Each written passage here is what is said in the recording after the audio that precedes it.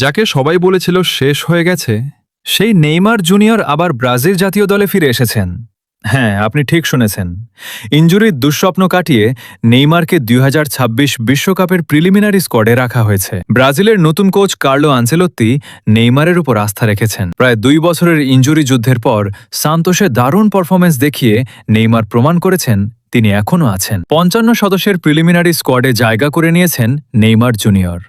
এখন সবার চোখ একটাই প্রশ্নের দিকে, নেইমার কি ফিট থেকে ২০২৬ বিশ্বকাপে খেলতে পারবেন? ৩৪ বছর বয়স, শরীরে অসংখ্য অপারেশনের দাগ, সমালোচনা, ইনজুরি, হতাশা, সবকিছু পার করে আবার জাতীয় দলে ফিরে আসা।